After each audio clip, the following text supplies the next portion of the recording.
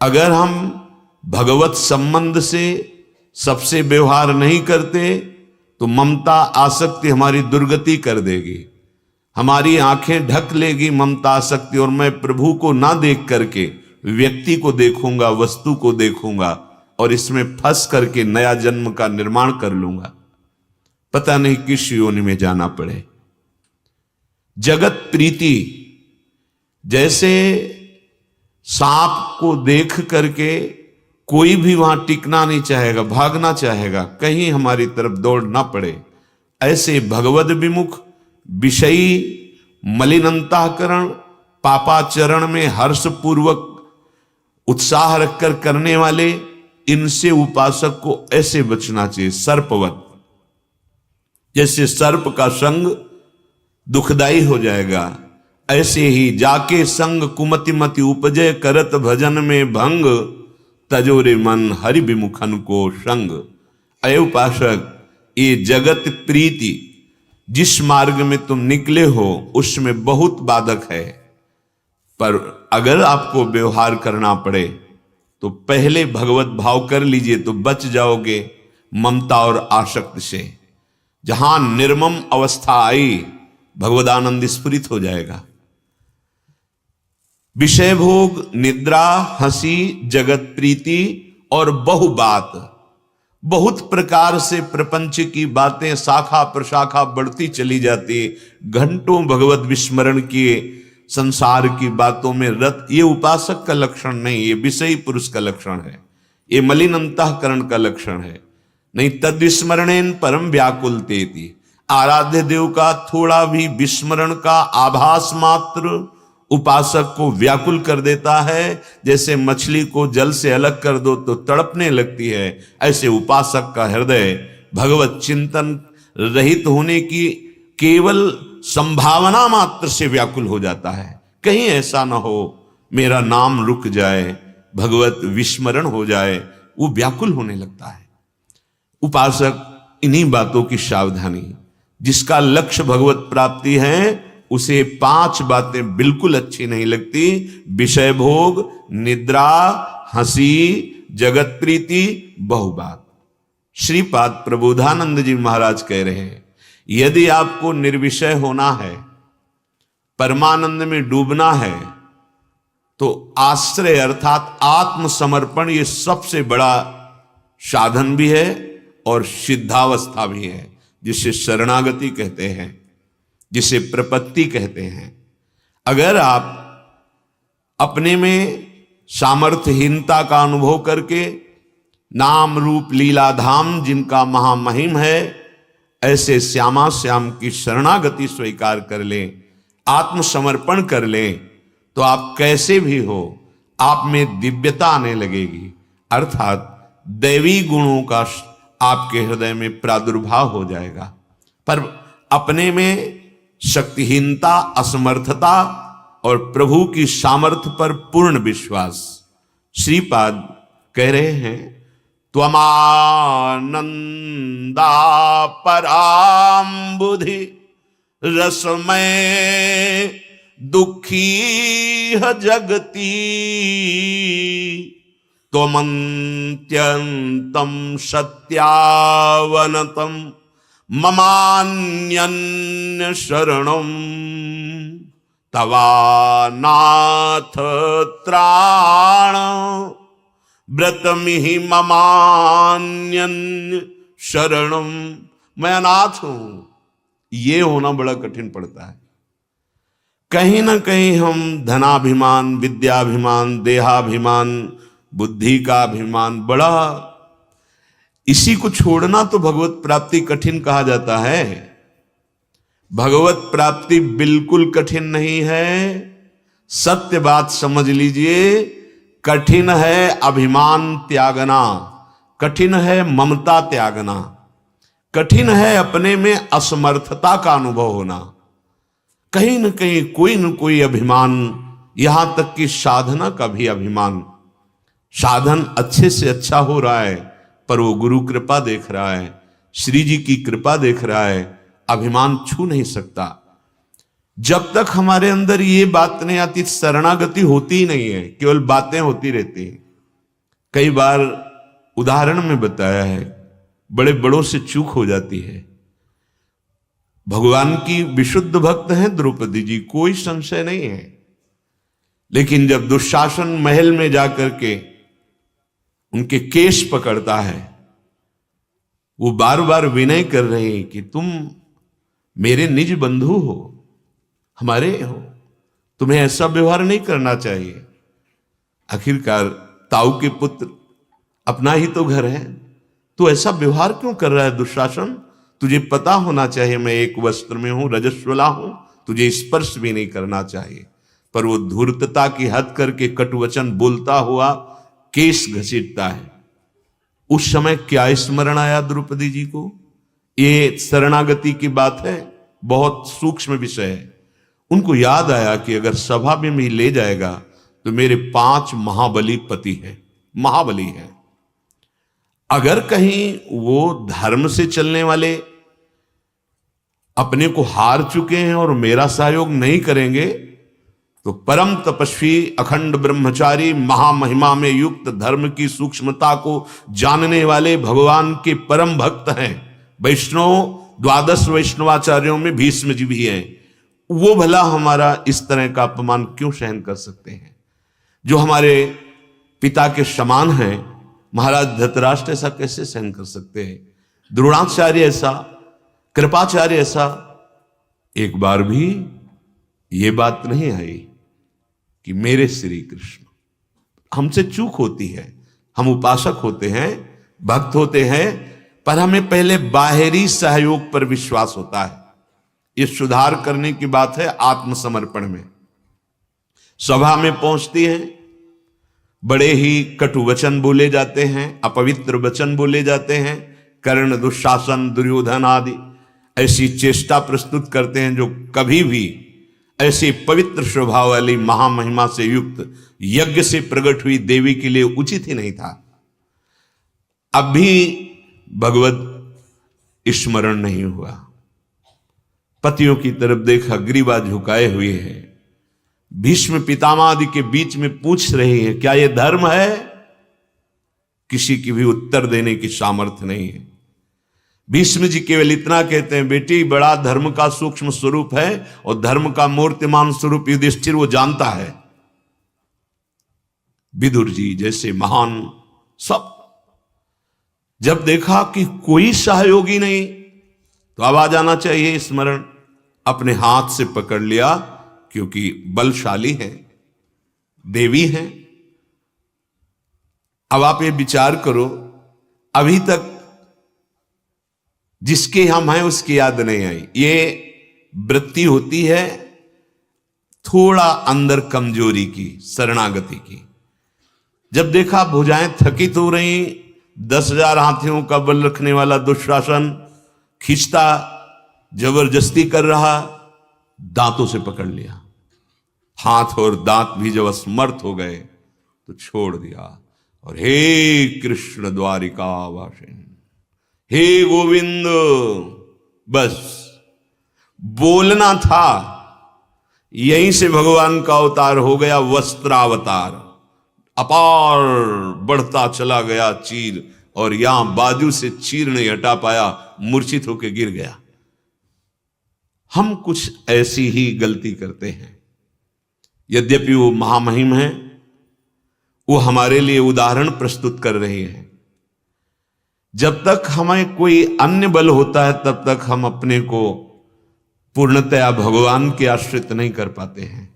ये हमारी बहुत बड़ी त्रुटि है, और इसी त्रुटि से हमको अगर कहीं आखिरी हद तक अन्य आश्रय लिया, अगर प्रारंभ में भी उसी समय, तो कुछ और ही चमत्कार हो जाता है। बस हमसे यही चूक होती, जहां हमारे में अन्य आश्रय का, तो हमारे लालजू महाराज श्री कृष्णचंद्र जी देखते रहते, इनका स्वभाव है।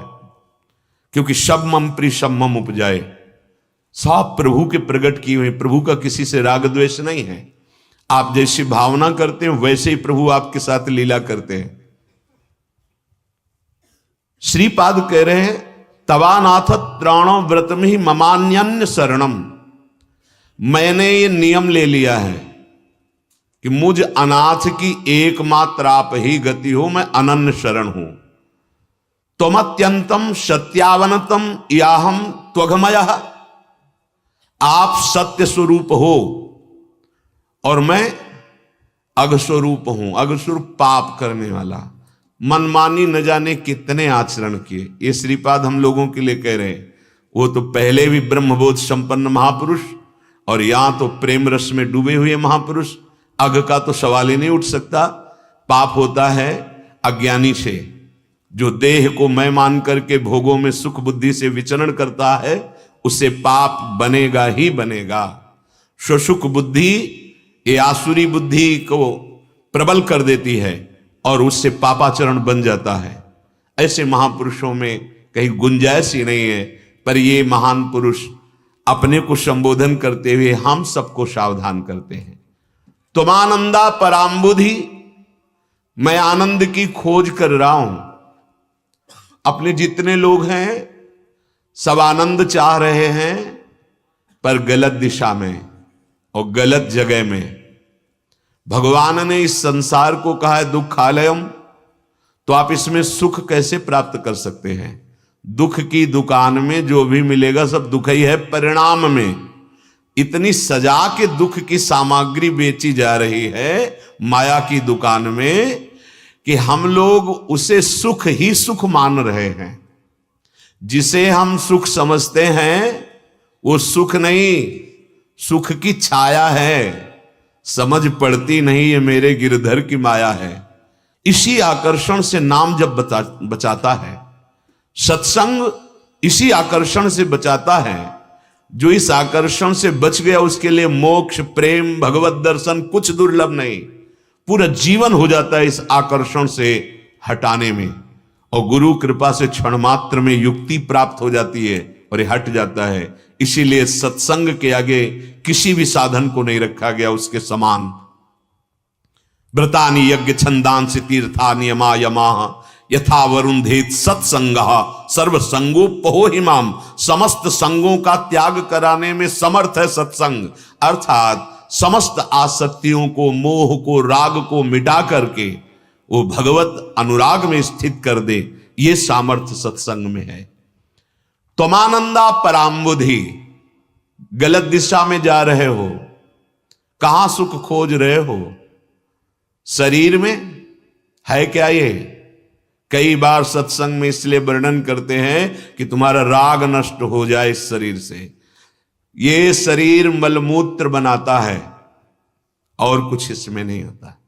जो खाओ वो मलमूत्र, जो पी जाते हो, चाहे जितना सुंदर पवित्र पेय पदार्थ हो लघु शंका बन जाएगी, चाहे जितना सुंदर भोजन पाओ शौच बन जाएगा।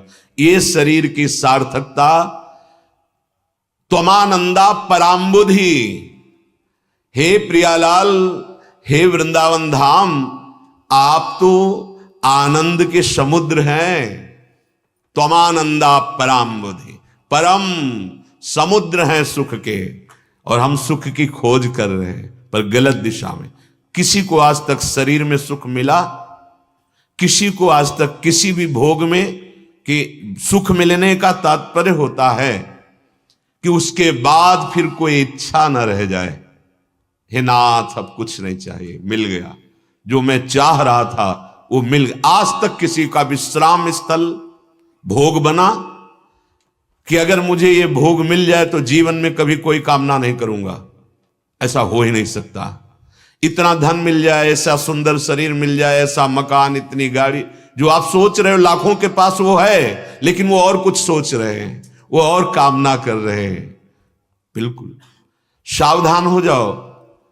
ये दुखालय को बहुत सुख के रूप में परोसा जा रहा है माया के द्वारा।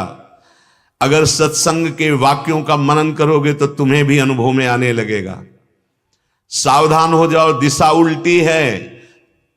तुम्हें कभी प्रकृतिजन्य सुखों से तृप्ति नहीं मिल सकती, क्योंकि तुम परमात्मा के अंश हो और तुम्हें परमात्मा सुख की ही खोज है। तुम जान नहीं पा रहे हो। नहीं तो हमारा मन जब कहता है कि इस शरीर को अगर मुझे दे दिया जाए तो मैं सुखी हो जाऊं, अगर वो मिल जाए तो आप दूसरे शरीर को चाहने लगेंगे, तीसरे शरीर को चाहने लगेंगे, तीसरी वस्तु को, चौथी वस्तु। ये पूरा जीवन हो गया करते हुए, अनेक जन्म हो गए यही करते हुए, इसमें सुख, इसमें सुख, इसमें सुख नहीं मिला। ऐसा क्यों होता है? क्योंकि तुम अविनाशी सुखमय हो, तुम्हें अविनाशी सुख चाहिए, विनाशी भोग नहीं। इसलिए तुम्हारी कहीं तृप्ति नहीं होती, भटकता जीव घूम रहा है। सावधान हो जाओ। आनंद अगर प्राप्त करना है तो कदम रोक दो, जहां तक पहुंच गए हो वापस लौटो। सब में भगवत भाव करो, धर्मयुक्त विषय का सेवन करो और नाम जप करो, भगवद आश्रित हो जाओ। तवानाथ त्राण, बचा सकते हैं तो सिर्फ प्रभु बचा सकते हैं। मामे वे प्रपद्यन्ते, मान लो, बार बार इसलिए दोहराता हूं, अपने लोग मान नहीं पा रहे, कोई न कोई आश्रय लिए रहते हैं। ये अन्य आश्रय मृत्यु से नहीं बचा पाएगा, ये अन्य आश्रय काल से नहीं बचा पाएगा। हो सकता है जिसका आश्रय लियो वही काल तुम्हारा बन जाए, जिसे हम समझते हैं कि हमारी रक्षा करेगा वही भक्षक बन जाए। ये माया का जादू है, तमाशा है। एकमात्र सर्वेश्वर भगवान श्री हरि, उनका आश्रय। अगर आश्रय ले लोगे तो निहाल हो जाओगे। प्रार्थना मान लो, मेरी सो भैया कृष्ण गुण संचु, इह परलोक सकल सुख पावत। समस्त सुखों को प्राप्त कर लोगे, बस ठीक से भजन करो, रहने से रहो। हमारा मन हमको धोखा देता रहता है, हम मानते हैं कि हमें सुखी करना है, ये मन जो करवाएगा हमें सुखी कर देगा। अरे यही इसी ने फंसाया है। कुत्सित वाद विकारहि परधन सुन सिख परति बंच। ये मूढ़ता हमारे अंदर छाई हुई है कि गंदी बातें करने में समय नष्ट करते हैं, चोरी, हिंसा, छल, कपट जैसे भी, और दूसरी माता बहनों की तरफ गंदी दृष्टि अर्थात काम भाव, यही तुम्हारे भजन को छीण कर देगा, भजन नहीं होने देगा। भगवत प्राप्ति में बाधा है ये बहुत। जो साधक है इनसे बचे। कुत्सित वाद विकार ही परधन सुन सिख मंद परती बंचु। अये मंद बुद्धि, इसमें तुझे सुख नहीं, घोर बंधन और दुख प्राप्त होगा। आज हम शास्त्र और सत्संग की बातें नहीं मान रहे, इसे मनोरंजन समझते हैं। ये मनोरंजन करने के लिए मनुष्य देह नहीं मिला, ये शाश्वत परम शांति भगवत प्राप्ति के लिए मिला है। विचार्यई तद वृंदावन विरचितासस त्वयि परम। विचार करो कि आज तक तुम्हें सुख मिला।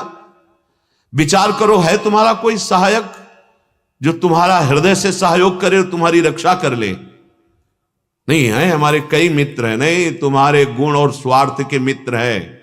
काल से तुम्हें अगर बचा सकता है कोई तो कालातीत भगवान केवल बचा सकते हैं। प्रार्थना मान लीजिए, अगर चूक गए तो बहुत पछताना होगा। कोई नहीं है, कोई नहीं है कि हमारी रक्षा कर सके। देखो ना, गजराज को देखो ना, गजेंद्र, बहुत हाथी हाथिनियां उसके सब बहुत सहयोग किया, क्या ग्राह से बचा पाए? जब अंतिम समय में पूर्व में भजन किया था, उसका स्फुरण हुआ कि अब तो केवल हरि ही बचा सकते हैं। हरि, बस ग्राह से बचा लिया। ऐसे ही कुछ हम गजेंद्र जैसे अभिमानी जीव हैं। काल रूपी ग्राह ने हमें पकड़ लिखा है। जैसी थरिवंश प्रपंच बंच सब एक काल ब्याल को खायो, पकड़ लिया है, बस लीलना बकाया रह गया है। कोई बचा सकता है तो हरि शरणम। हे प्रभु, हे करुणा निधान, मुझे बचा लो। बड़ी कृपा होती है, हमें सत्संग सुनने को मिला और भगवत मार्ग का परिचय मिला। क्या साधन करना चाहिए वो मिला, पर हम कुसंग के कारण, कुसंग दो प्रकार का होता है। एक अंदर की वृत्तियों का कुसंग होता है और एक बाहर के व्यक्तियों का कुसंग होता है। बाहर का कुसंग तो मानो जैसे अपने लोग वैराग्य मार्ग में हैं, बचते हैं, और हो सकता है कि ना भी मिले कुसंग बाहर का, क्योंकि ऐसी सीमा में हो। पर वृत्ति का कुसंग जो अंदर से आ रहा है, अगर उससे उदासीन नहीं हुई तो भ्रष्ट कर देगा। बाहर के कुसंग से तो समाज भय से बचा जा सकता है, पर आंतरिक कुसंग से साधक अगर सावधान नहीं रहा तो वो मार्ग में भारी बाधा पैदा कर देगा। आंतरिक कुसंग बहुत जोर का होता है। बहुत जन्मों में जो जो हमने गंदी बातें की हैं वो सब भरी हुई हैं, संस्कार भरे हुए हैं। वो संस्कार जब हम भजन में बैठते हैं वो सब उदय होते हैं। अगर साधक सावधान नहीं रहा, सावधानी, ना बुरा मानना ना अच्छा मानना। अच्छा माना तो राग हो जाएगा, क्रियाओं में उतर जाओगे। बुरा माना तो द्वेष हो जाएगा, वो टिका रहेगा, वो वृत्ति जलाती रहेगी आपको। न राग न द्वेष, ये युक्ति है, मन बिल्कुल निर्मल हो जाएगा। हरिराम व्यास जी कहते हैं ये कौन सी भक्ति की रीति है आपकी? बड़े महापुरुष हैं। हमारे कौन भक्ति की रीति, साधन पौरुष करत कछु नहीं, संतन सो न समीति।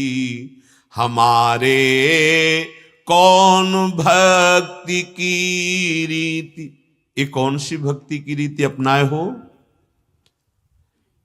कोई भक्ति की साधना जो शास्त्र में वर्णन की गई वैसे बिरला चल पाता है। नहीं तो साधन हमारा होता है भागवतिक और आंतरिक लक्ष्य होता है विषय। बड़ी विडंबना, बड़ी विडंबना। साधन अर्थात क्रियाएं हो रही भागवतिक और आंतरिक लक्ष्य है विषय। जबकि विषय को बना ले साधन और लक्ष्य बना ले श्री हरि। बड़ा उल्टा बुद्धि हमारी प्रेरणा करती है। कैसे कोई भागवतिक साधन का लक्ष्य विषय कैसे कर सकता है? ऐसा ही है हमारी तपस्या, हमारे व्रत, हमारे नियम। जब हमारे अंदर ये अहम स्फुरित होकर करता है कि इसे संसार जाने। आप साधन भागवतिक कर रहे हैं, क्रियाएं भागवतिक हैं, लेकिन लक्ष्य बन गया जगत, विषय। हमारे कौन भक्ति की रीति? ए भाई, ये कौन सी भक्ति की रीति है? हरिराम व्यास जी पूछ रहे हैं। यही साधना है, यही पुरुषार्थ है। बहुत सावधान होने की जरूरत है।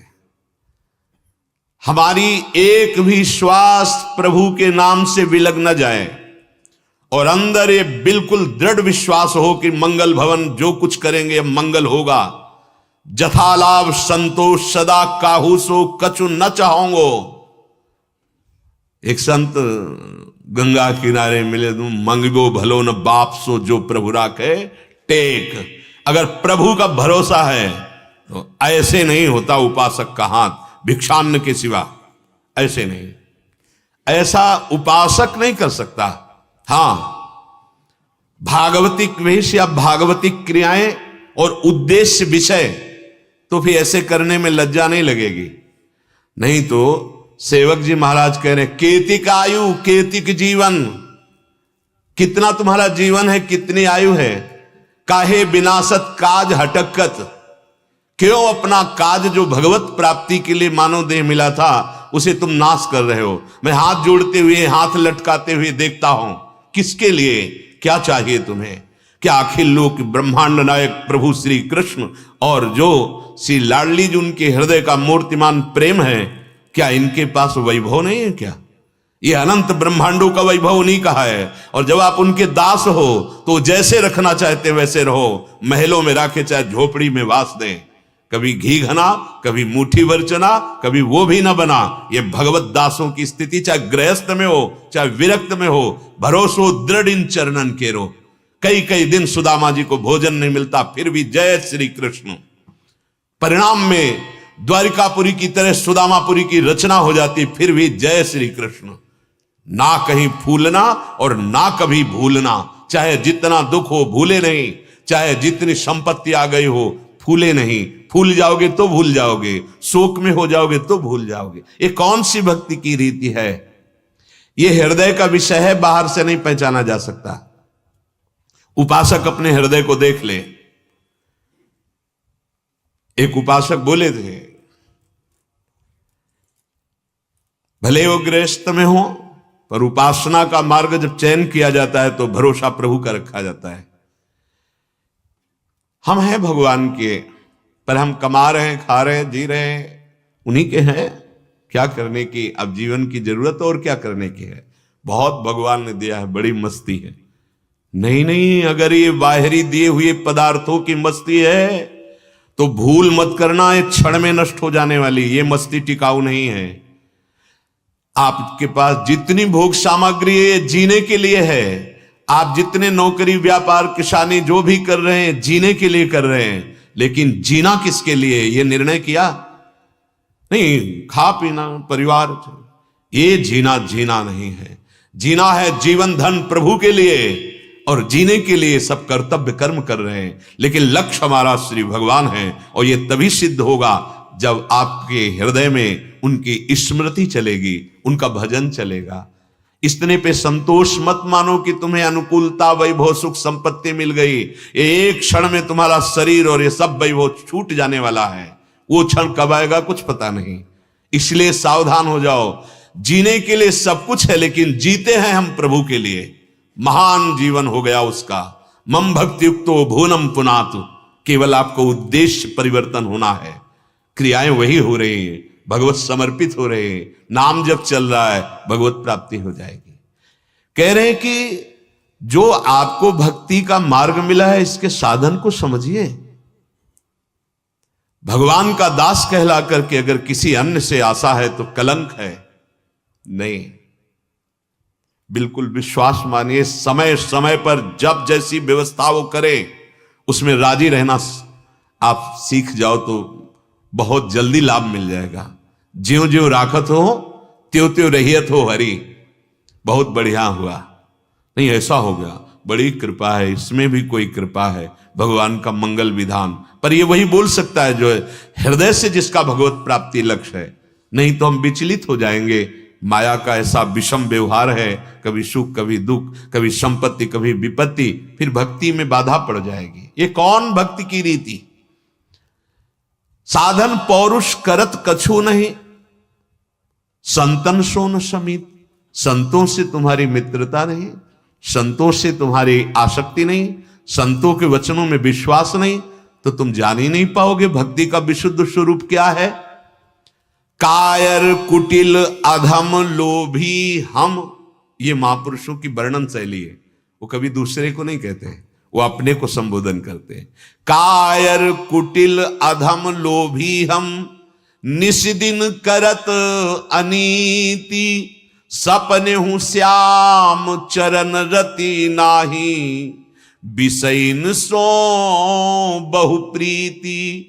हमारे कौन भक्ति की रीति, ये हमारे अंदर कौन सी रीति चल रही है? जब भजन की बात आती है तो कहते भजन तो हमसे होता है नहीं। तो फिर दुख भोगने के लिए तैयार हो जाइए। देखो, दो सिद्धांतों का वर्णन होता है। जैसा करोगे वैसा तुम्हें भोगना पड़ेगा, पहला सिद्धांत। और दूसरा सिद्धांत है प्रभु के चरणों का आश्रय लेकर सारे कर्म प्रभु को समर्पित करते हुए नाम जप कर रहे हो, अब बच जाओगे। अब ये सिद्धांत नहीं लागू होगा कि आपने जो जो किया या जो कर रहे हो वो आपको बांध सकता है, नहीं बांधेगा। यत करो, जो कर रहे हो प्रभु को समर्पित करो। ये रहस्य है। अगर इस रहस्य को जान जाओगे तो मुक्त हो जाओगे। जो कर्म कर रहे हो प्रभु को समर्पित करो। हमने कई बार वर्णन सत्संग में किया है, नाम जप करते हुए अपने समय को सार्थक करो, आप मुक्त हो जाओगे। नहीं तो हमारे अंदर विकारों की भीड़ जमा है। विकारों, एक विकार हो तो उसे मिटाने की कोशिश करें, भीड़ जमा है, इसे केवल नाम मिटा पाएगा। इतने कर्म संचित जमा है कि अगर हम लाखों बार जन्म लें और भोगें तो वहां कोई फर्क नहीं पड़ेगा, इतना गोदाम जमा है, मेरी सामर्थ्य नहीं उसे भस्म कर सके। ऐसे ऐसे अभी नवीन कर्म इसी जन्म में हो चुके और आगे ऐसे हो जाएंगे यदि भगवान की शरण में नहीं हो, कि फिर वो गोदाम और बढ़ जाएगा और बार बार हमको इस जन्म मरण के चक्र में पिसना पड़ेगा। कायरता मत करो कि हमसे भजन नहीं होता। नहीं नहीं, प्रयास करो। जैसे हम मृत्यु का जब कोई लक्षण प्रकट होने लगे, मैं कैंसर हो गया, ये हो गया, तो हम प्रयास करते हैं किसी तरह हम बच जाएं। कोई भी, चाहे धन लगे या हमको कहीं देश विदेश जाना पड़े, कुछ भी हो जाए, मैं कहीं इस रोग से मर न जाऊं, बच जाऊं। ऐसे भव रोग से बचने के लिए कौन व्याकुल है? कोई सोच ही नहीं रहा है कि ये रोग तो डाल और पत्ते हैं, मूल जो रोग है वो तो भव रोग है, और उसके नष्ट करने की एक ही औषधि धन्वंतरी जी ने भी शोधा है, गोस्वामी तुलसीदास जी ने, बड़े बड़े महापुरुषों। जासु नाम भव भेषज हरनि घोर त्रयशूल, तीनों तापों का नाश करने में समर्थ और भवरोग की अचूक रामबाण औषधि। जासु नाम भव भेषज, भवरोग की अचूक औषधि नाम। नाम, भगवान के सब नाम समर्थ हैं। जो नाम प्रिय हो, बिना कुछ इधर उधर की तर्क किए। जैसे आप रोग से पीड़ित होते हैं, कोई वैद्य जिस पर हमें विश्वास है वो कुछ भी हमें देता है तो प्रश्नवाचक चिन्ह नहीं होता, उसे हम उसकी जैसी पद्धति बताइए, शहद से लेना है, गर्म जल से लेना है, ऐसे लेना है, और ये नहीं खाना है, विधि और निषेध जो वैद्य कहता है हम उसे स्वीकार कर लेते, दवा पे विश्वास करते हैं। सदगुरु वैद्य बचन विश्वासा, संयम यह न विषय के आशा। इस भव रोग के लिए सदगुरुदेव भगवान वैद्य हैं, भगवान ही आए हैं वैद्य बनकर। जितने भी सदगुरु हैं सबके हृदय में भगवान बैठे हुए हैं। वो जो उपदेश किए वही औषधि है, और जो निषेध करते हैं ये मत करना, वो कुपथ्य है। इस भव रोग को मिटाने के लिए कुपथ्य क्या मना किया गया है?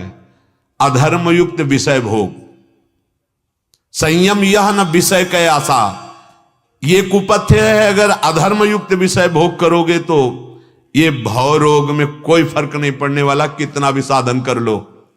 ये कुपथ्य इतना जोर का है कि रोग को सुरक्षित बनाए रखेगा। इसीलिए कहते हैं भगवत प्राप्ति क्या सरल है, अरे जन्म जन्म मुनि जतन कराही, ये इसीलिए कहते हैं। पर गुरु कृपा से बात समझ में आई, भगवत प्राप्ति जितनी सहज है पूछो मत, वाणी में सामर्थ्य नहीं उसे बता सके। कठिन है संसार के राग को छोड़ना, कठिन है विषय भोगों की प्रियता को छोड़ना, कठिन है देहाभिमान छोड़ना, भगवत प्राप्ति नहीं। ये महापुरुषों के वचन, शास्त्र के वचन और अपने हृदय की बात, तीनों को मिला के कह रहे हैं। भगवत प्राप्ति ये भ्रम छोड़ दो कि कठिन है, कठिन है विषय भोगों की प्रियता छोड़ना, देहाभिमान छोड़ना, संसार का राग छोड़ना। अगर छोड़ दो तो भगवत प्राप्ति करनी नहीं है, वो यहीं प्रकाशित हो जाएंगे, क्योंकि बैठे हैं, पर्दा सिर्फ इसी का पड़ा हुआ है। ये हटा कि आपको साक्षात्कार हो जाएगा। भजन से, सदाचरण से, सदविचार से भगवत प्राप्ति सहज है। भजन ना करो, दुर्विचार, दुराचार बिल्कुल कठिन है, अनंत जन्म लग सकते हैं। भगवद आश्रित होकर नाम जप करो, ये ऐसी औषधि है, बिल्कुल जड़ से भवरोग मिटा देगी। जा सुनाम भव भेषज, अच्युत गोविंद हरि राम कृष्ण, कितने हमारे प्रभु के नाम हैं। जो नाम प्रिय लगे, जैसे अपने वृंदावनवासी राधा उपासी, हमारा तो जीवन सर्वस्व राधा राधा राधा राधा, कौन सी बाधा आ जाएगी? हर बाधा को बीच में कवच की तरह राधा नाम रोक लेगा। तुम्हारे समीप बाधा दिखाई देगी, हृदय के अंदर शोक दुख भय चिंता ये व्यापेगा नहीं। ये कायरता छोड़ो कि हमसे भजन नहीं होता। भजन होता है सिद्धों का, साधक को भजन करना पड़ता है। करते करते जब अभ्यास दृढ़ हो जाता है तो रोम रोम और रग रग बोले, तब कछु स्वाद नाम को पाए। रोम रोम जैसे नस धड़क रही, कहीं भी पकड़ो, कहीं वो धड़क रही है, जैसे दिल धड़क रहा है, ऐसे हर नस नाड़ी में राधा राधा, कोई भी शब्द आता है अंदर की ध्वनि में फिट होता है, राधा राधा राधा राधा। नाम, भव रोग मिटाने के लिए नाम।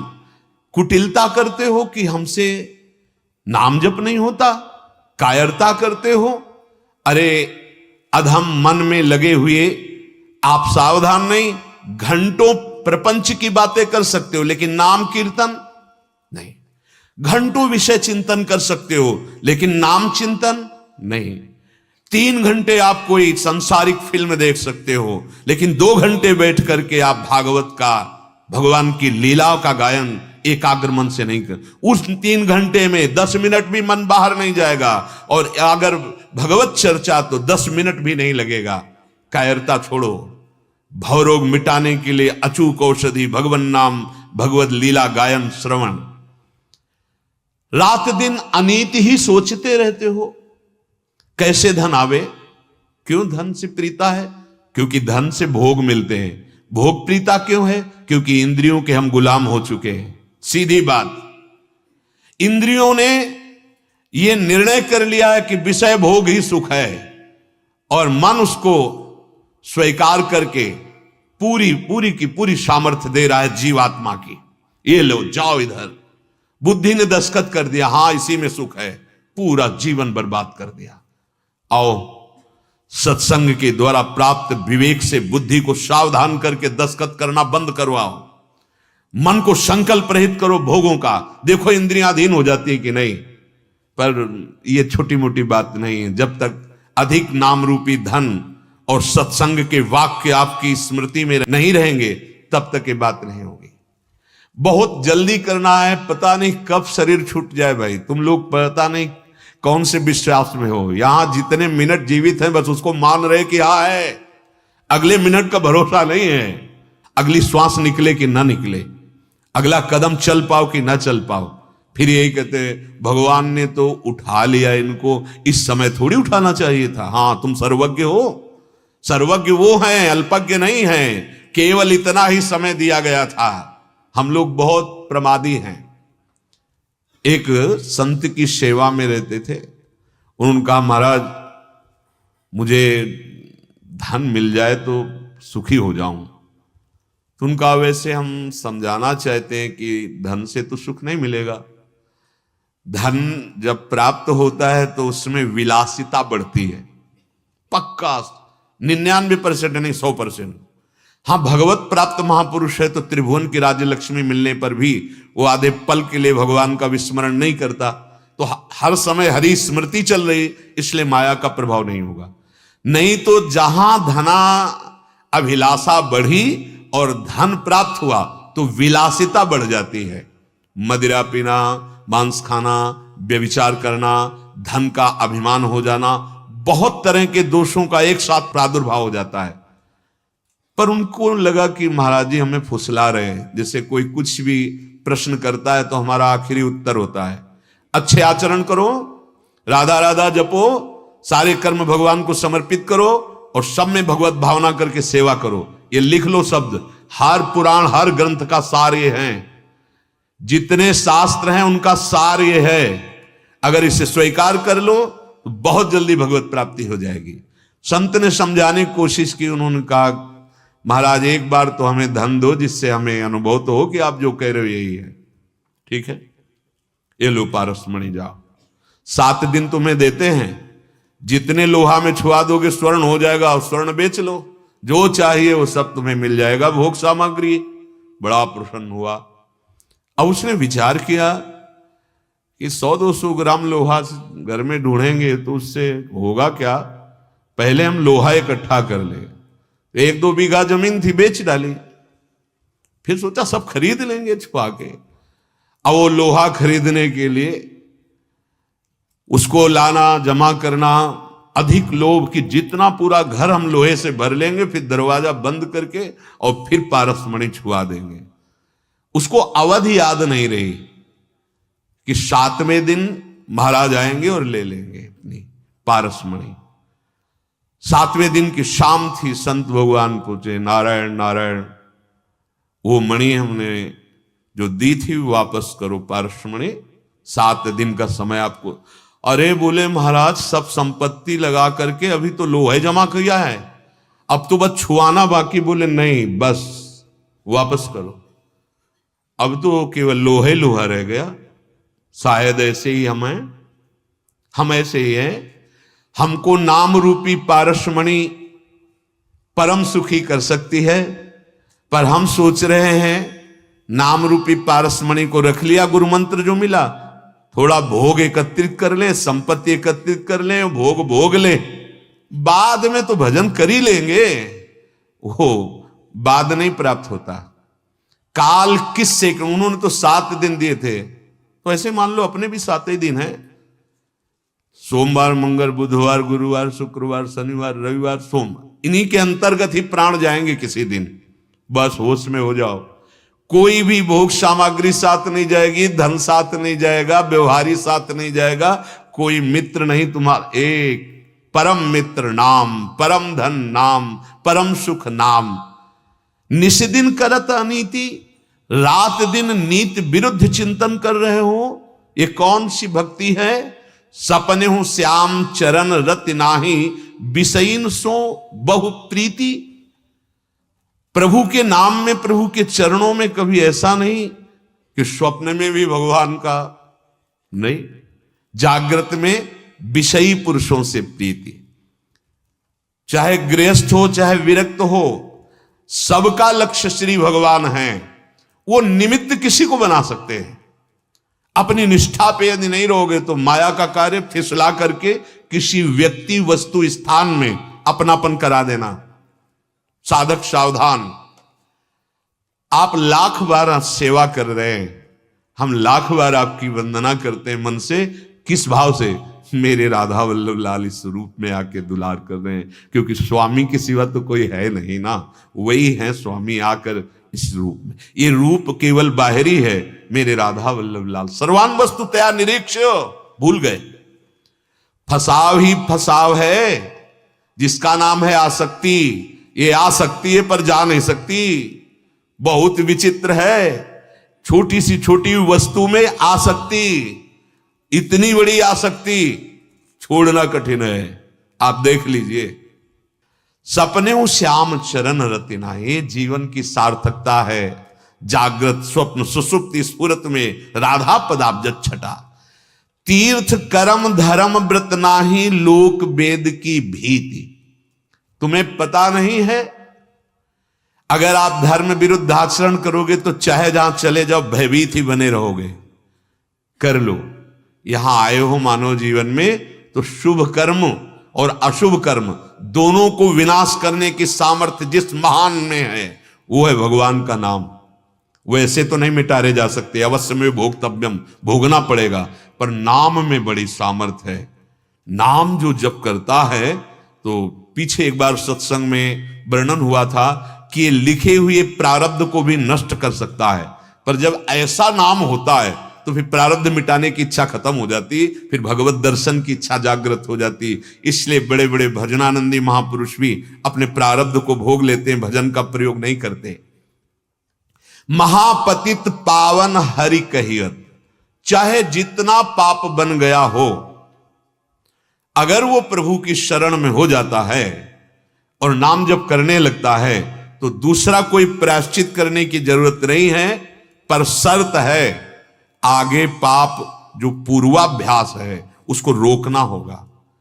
अब लो नशानी अब ना नशई हो, तो आपके सारे चाहे जितने महापाप बन गए हो, नाम भगवान में अपार सामर्थ्य है।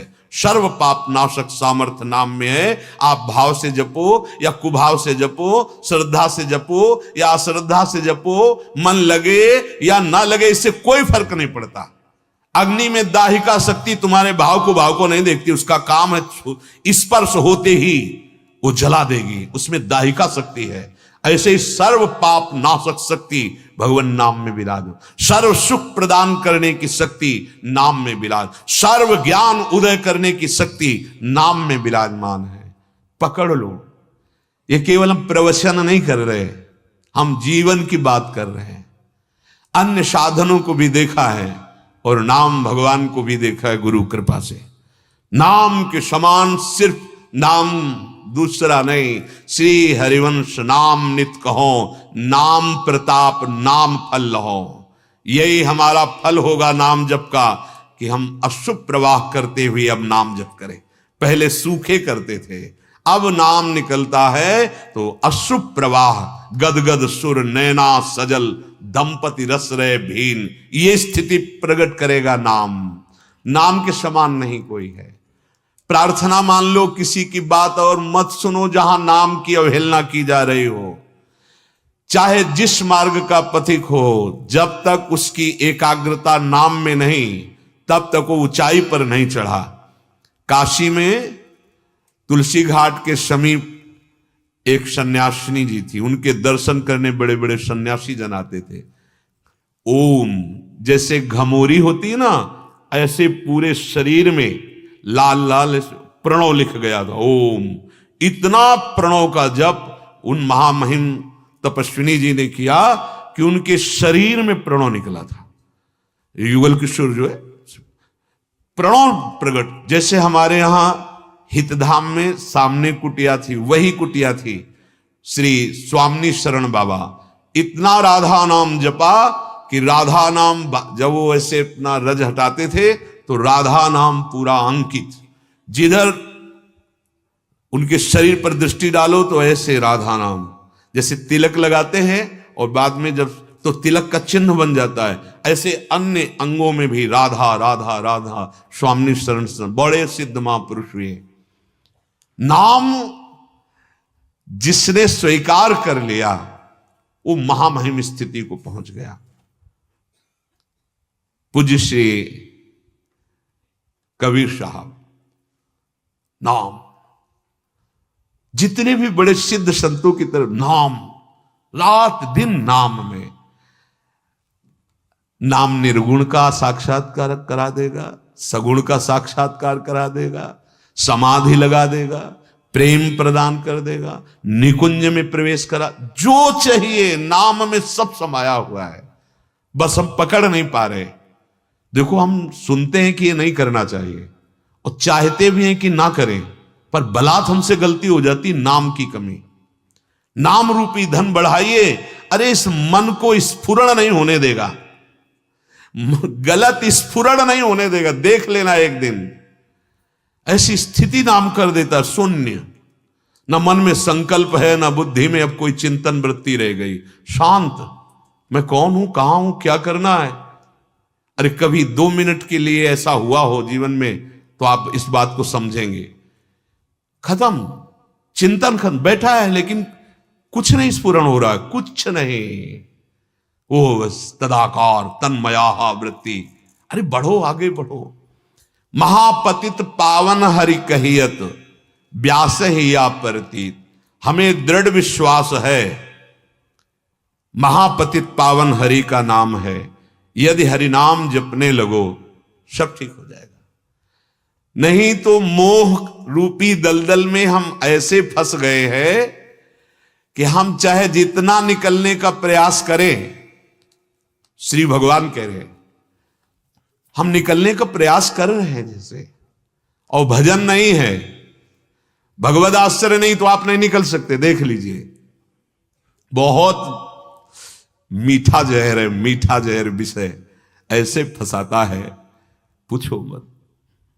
बहुत से ऐसे उदाहरण देखे गए जहां हमसे चूक हो जाती है भगवत मार्ग के पथिक से, और उसको गुण मानकर स्वीकार कर लेते हैं, इतना तो चलेगा नहीं।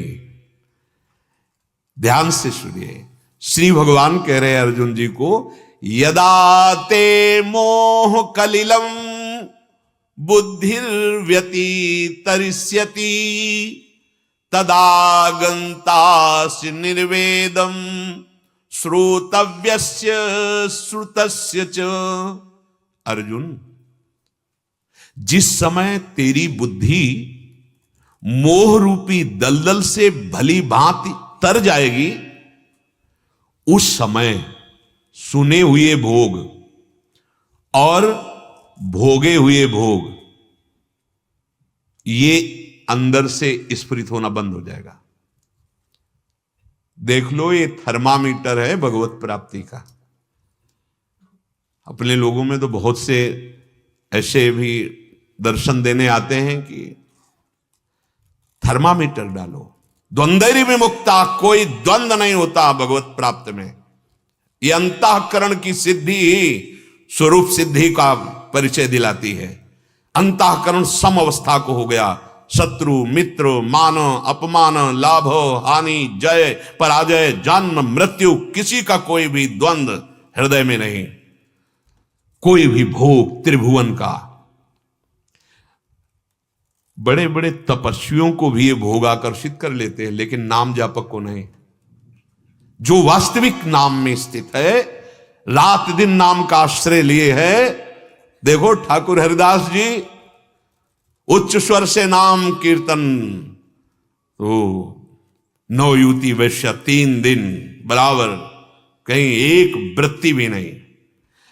सुने हुए भोग, सुने हुए में ले लीजिए, देखे हुए भी। जैसे लौकिक दृश्य देखते हैं आप, गंदे दृश्य देखते हैं, आपको कोई नहीं बचा सकता। आपका संकल्प मन का बनेगा और आप भ्रष्ट होंगे। देखना सावधानी से, ऐसे दृश्य देखो जो तुम्हारे को पावन करें, ऐसे दृश्य मत देखो जो तुम्हें नष्ट कर दें। पहले तो जब मोबाइल की रचना नहीं थी तो अचानक कोई दृश्य पशु पक्षी आदि आदि का, तो उसमें बचाव पक्ष था।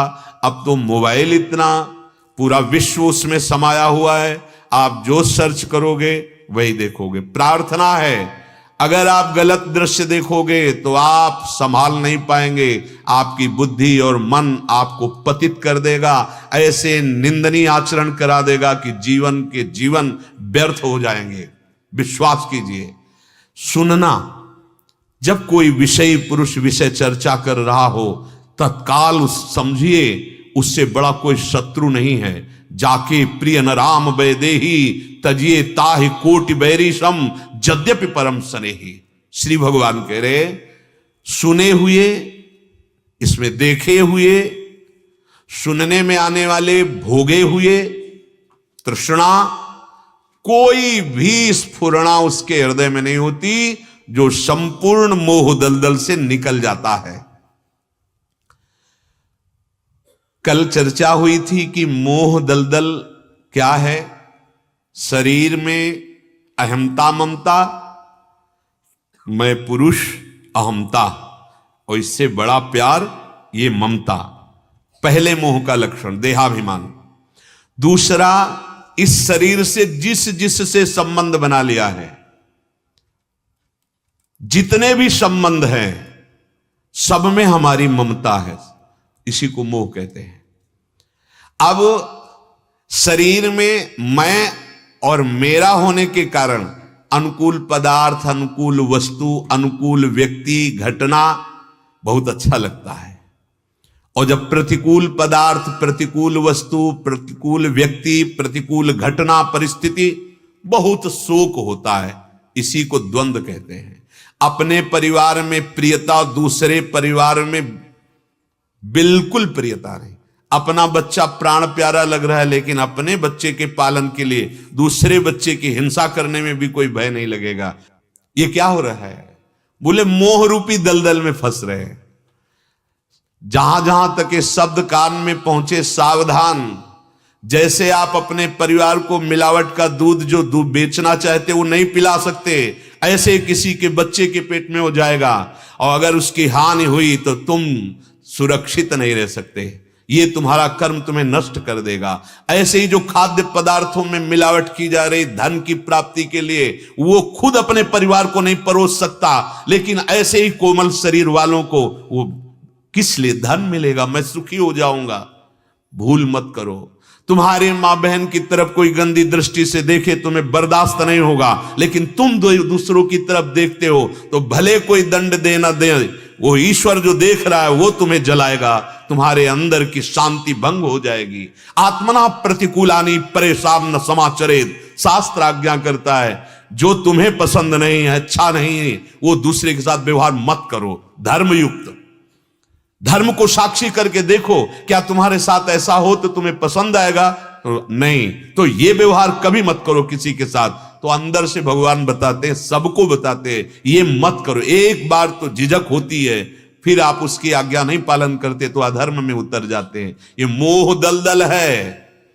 जब तक इस मोह दलदल में बुद्धि फंसी रहती है तो क्या करना चाहिए क्या नहीं करना चाहिए, ये बुद्धि में सामर्थ्य नहीं रह जाती निर्णय करने की, इसीलिए दुर्गति पक्की हो जाती है।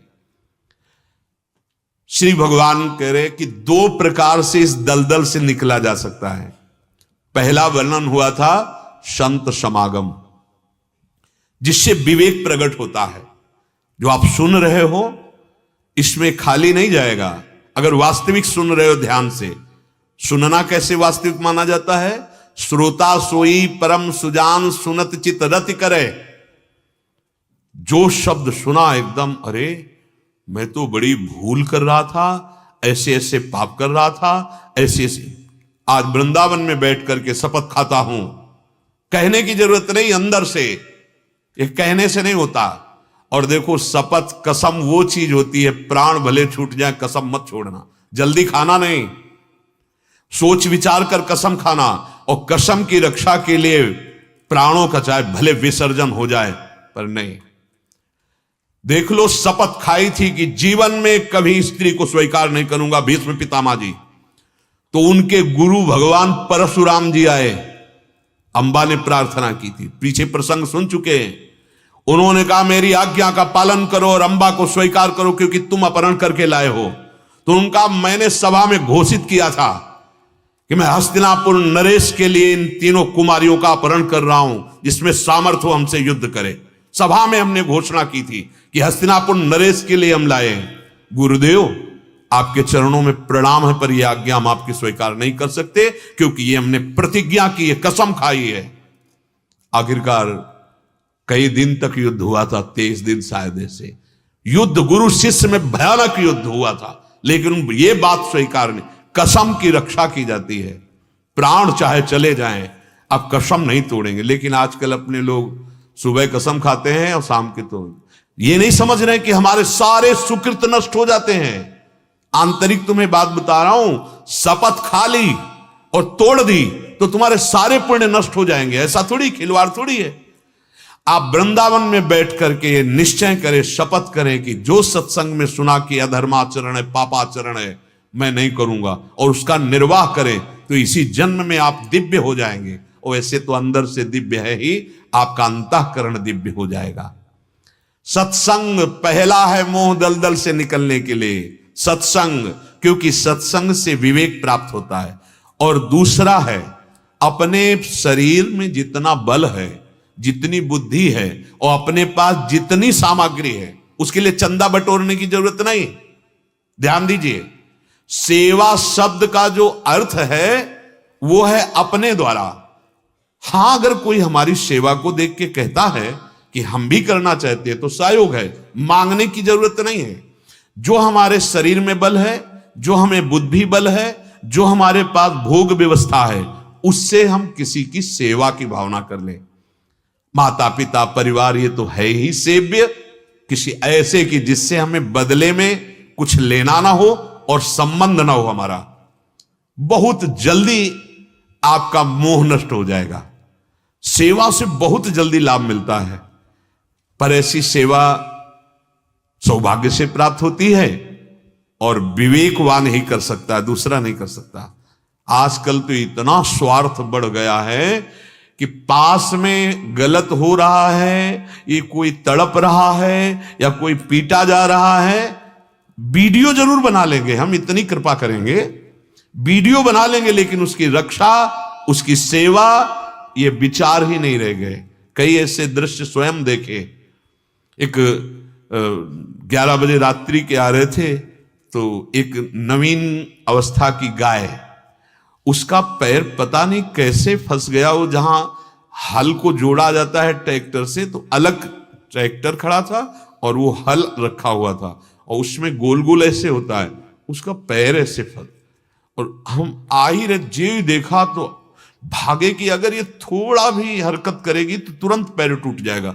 और वो काफी ऊंचाई से ऐसे इतना चला गया था, वो ऐसे तड़प रहे, गए वैसे पकड़ लिया। अब अकेले कैसे उठा सकते इतना शरीर, तो इंतजार कर रहे थे कि कोई तो निकले इस मार्ग से जो हमारा, 3 लोग निकले और उसको पकड़े पकड़े का, भैया आप कृपा करके आ जाओ, थोड़ा इसको संभाल लो, पैर थोड़ा उठा देते हैं तो बच जाएगा। नहीं सुने, चले गए वो लोग। अब कितनी देर पकड़े बैठे रहे, आखिरकार वो बलशाली जीव, अपने में इतना बल तो था नहीं कि उठा सके, तो उसको पकड़े। फिर हमारे एकदम मन में आया कि अगर हम ये गेट को खटखटाएं जाके और किसी को बुला ले तो बस उस गेट तक पहुंचे कि वो पूरा पैर अब वो निकालने की चेष्टा कर रही थी ऐसे, फिर वो ऐसे हिलगा चली। बड़ा हृदय जला, बड़ा दुखी। कोई ये देख ही नहीं रहा है कि हमें सेवा से भगवान की प्राप्ति हो जाएगी। आप देखिए ना, श्री भगवान के वचन है, परहित सरिस धर्म नहीं भाई। दूसरे की सेवा, दूसरे के हित के समान कोई महान धर्म नहीं है। हम लोग स्वार्थ में इतने बावरे हो रहे हैं कि सेवा का कभी कभी अवसर प्राप्त होता है पर ध्यान नहीं देते। हम अपने स्वार्थ नहीं, वो सेवा तुम्हारे सारे के सारे पापों को नष्ट करने की सामर्थ्य रखती है, जिससे परिचय ना हो और उस समय वो दुखी हो। जैसे कोई बहुत बीमार है, कोई वृद्ध है और कोई पशु पक्षी भी है, तड़प रहा है, हमारा कर्तव्य है, मानव देह है, हमारे पास सुविधा हो तो हम उसकी सेवा जरूर करें। पूज्य राधा बाबा भाई जी महाराज के साथ, बहुत से भक्त परिकर के साथ अवध धाम दर्शन करने के लिए गए। तो बाबा तो अपनी उन्मनी अवस्था में भगवत चिंतन परायण, भाई जी भी ऐसे और भक्तजन भी। बाबा की अचानक मार्ग में पड़े हुए दृष्टि पड़ी तो देखा एक गधा जो है वो कौआ उसके ऊपर बैठकर जिंदा नोच रहे थे उसे, और वो बहुत असमर्थ था, ना वो शरीर हिला सकता था, एक मरणासन स्थिति जैसी। बाबा को लगा अरे इसको जिंदा कौआ खा रहे। गए नजदीक और वो सब निकल गए। पक्षियों को हटाया और अपना आंचला उतारा, उसके ऊपर डाल दिया और गोद में सर लेकर बैठ गए, राधा राधा राधा। भाई जी सावधान रहते थे क्योंकि बाबा की कभी ऐसी स्थिति के खड़े तो खड़े हैं, तो देखा बाबा कहाँ गए। अब बाबा कहाँ गए, पीछे फिर मार्ग में लौटे तो देखा भाव में बाबा डूबे हुए। उसको ऐसे भाई जी ने कहा कि कनक बिहारी जी के पट बंद हो जाएंगे, दर्शन करते हैं चल के। बाबा ने कहा तब तक नहीं, जब तक ये शरीर नहीं छोड़ देता। कैसी निष्ठा है महापुरुष की, तब तक हम इसकी सेवा करेंगे। शायद बाबा का संकल्प ही काम किया, थोड़ी ही देर हुई और शरीर पूरा हो गया उसका, क्योंकि महापुरुषों का संकल्प भगवत भजन परायण होते ना, शरीर ही नहीं छूटा, भवबंधन ही छूट गया। इतने बड़े महापुरुष गोद में सर लिए राधा राधा कह रहे हैं और अपना वस्त्र उसके शरीर पे डाल दिया। अब कौन सा बंधन उसे बांध सकता है।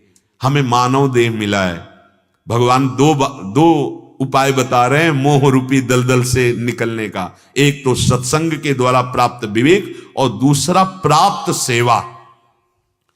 प्राप्त सेवा ढूंढना नहीं आपको, आपके जीवन में यदि कोई ऐसी घटना घटे, कोई सेवा का अवसर मिले तो वहां चूक मत करना, वो भगवत कृपा से मिलती है। और अपने बूढ़े माता पिता जो वृद्ध हो चुके हैं, अब अपने शरीर की सेवा करने लायक नहीं, हाथ जोड़कर प्रार्थना करते हैं, भगवान का स्वरूप है वो। कभी ऐसे आज जो कृत्य हो रहा है ऐसा कभी मत करना। आज कृत्य हो रहा है, उनकी संपत्ति लिखवा ली और घर से बाहर कर दिया। तुमने माता पिता को घर से बाहर नहीं किया, अपने सारे शुभों को बाहर कर दिया। अब तुम्हारी दुर्गति कोई नहीं रोक पाएगा। और अगर माता पिता की सेवा कर ली तो भगवत प्राप्ति उसी से हो जाएगी। ये विठ्ठल भगवान इस बात का प्रमाण है, आज भी ऐसे खड़े हैं। वो केवल अपने माता पिता को भगवान मान करके सेवा करते थे, उसी से भगवान दर्शन देने आ गए। जो दूसरों को सुख पहुंचाने का भाव है, ये जितना आपके अंदर बढ़ेगा तो एक काम करेगा, सुख भोगने की इच्छा का नाश कर देगा। सुख भोगने की इच्छा में ही पाप होते हैं। जैसे शिष्य का परम कर्तव्य होता है गुरुदेव की प्रत्येक सेवा में उनको सुख पहुंचाना, जैसे पुत्र का परम कर्तव्य होता है माता पिता की प्रत्येक सेवा से, कई तरह की सेवाएं होती, सुख पहुंचाना। जैसे सेवक का कर्तव्य होता है स्वामी को सुख पहुंचाना, जैसे समाज पदाधिकारी का कर्तव्य होता है समाज को सुख पहुंचाना।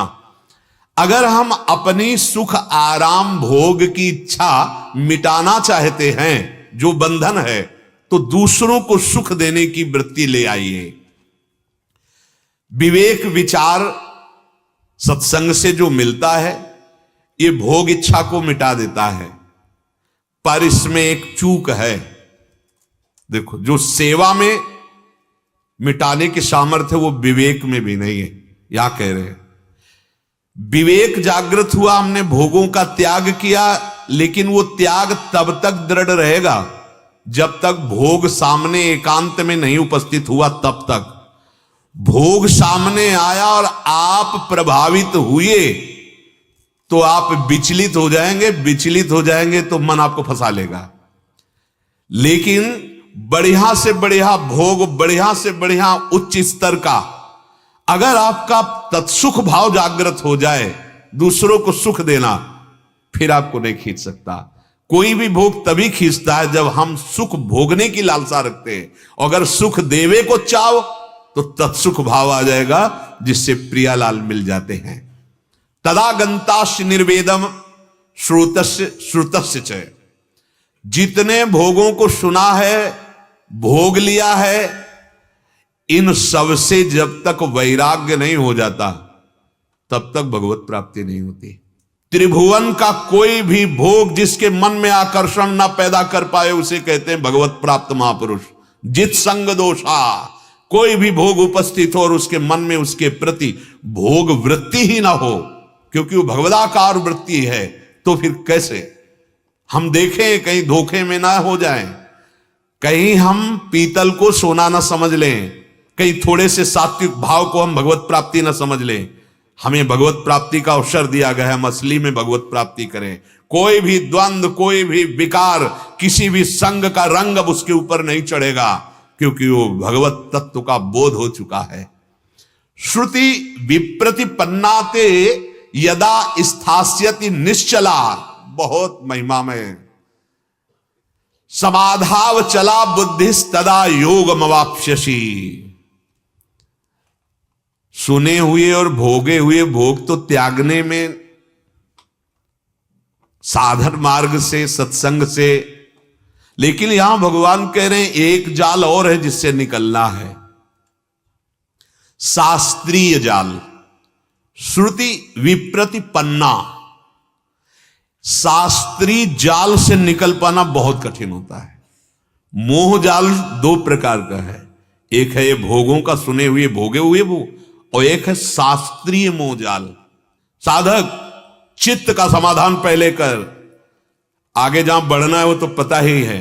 समाधान कर लो चित्त का, कोई समझे या ना समझे, सबसे हमारी समझ भली। ठाकुर नंद किशोर हमारे ठाकुराइन ब्रसभान लली, इसमें कोई संशय नहीं। ये चित्त का समाधान है, कोई नहीं पास पाएगा, चाहे लौकिक जाल हो या वैदिक जाल हो। बहुत सुलझा हुआ वचन है। सांसारिक जाल तो निकलने में थोड़ा सरल है, लेकिन शास्त्रीय जाल से निकल पाना बहुत कठिन है। संसारी जाल मोह दलदल, मोह दलदल में फंसा हुआ संसारी जीव जब सदगुरुदेव का वर्ण कर लेता है और उनकी वचनों पर विश्वास करता है, बहुत जल्दी संसारिक जाल से निकल पाता है। पर जब शास्त्रों का स्वाध्याय करता है, इसीलिए भगवत रसिक जी ने बहुत विचार करके कहा है, प्रथम सुने भागवत भक्त मुख भगवत बानी। इष्ट मिले और मन मिले, मिले भजन रस रीति, तहा निसंग कोहे मिलिए तासो कीजे प्रीति। नहीं फंस जाओगे शास्त्री जाल में। शास्त्र बहुत हैं, मतभेद बहुत हैं, द्वैत अद्वैत, निर्गुण सगुण, अब क्या क्या, ये मार्ग वो मार्ग, इतने मतांतर हैं कि अगर सबके प्रवचन सुनोगे तो निकल ही नहीं पाओगे। बहुत सुलझने का मार्ग है। सांगो पांग उपासना से बहुत जल्दी भगवत प्राप्ति हो जाती है। एक संत, एक मंत्र, एक कंत, एक ग्रंथ, एक पंथ, इसे कहते सांगोपांग उपासना। अब हमारे लिए कोई रास्ता ही नहीं है। जब हमें कोई रास्ता ही नहीं तो हमें यहां से लेकर दिल्ली तक के किलोमीटर क्या गिनना है? हमें तो बिहारी जी जाना है। अब ये पता ही नहीं कि हमें कहां जाना है, बस चले जा रहे हैं। अब इतने शास्त्र हैं, इतने मत हैं, इतने सिद्धांत हैं, तो यहां कह रहे हैं संसारी जाल को समझो छटाक वर्ष उलझा हुआ सूत। संसारिक जाल को समझो, छटाक किसे कहते हैं? 50 ग्राम को कहते हैं क्या है? हाँ, क्योंकि पुरानी बात है छटाक शब्द, तो बोले छटाक भर सूत है, मतलब 50 ग्राम। और शास्त्रीय जाल है 100 मन उलझा हुआ सूत, 100 मन उलझा हुआ सूत। अतः भगवान यहां सावधान करते हैं कि जो सांसारिक जाल से और शास्त्रीय जाल से, दोनों से एकमात्र सदगुरु का वर्ण करने से बन जाता है। विषयासक्त जीव तो निकाल करके भक्ति में लगाना सहज है, क्योंकि विषयासक्ति के प्रति असत बुद्धि आ ही जाएगी, क्योंकि वो असत है। लेकिन सत मार्ग में चलने वाला, जो अहम ब्रह्मास्मि के मार्ग में चल रहा है, उसकी बुद्धि को निकालकर भक्ति में लगाना, ये सबसे कठिन बात। अगर कोई कठिन बात है सबसे, तो ये बात कठिन पाई जाती है, क्योंकि वो समझ चुका है सर्वम खलमिदम ब्रह्म ने नानास्ति किंचन, वो ब्रह्म मैं हूं, अहम ब्रह्मास्मि। अब कैसे उसमें कैसे सेवा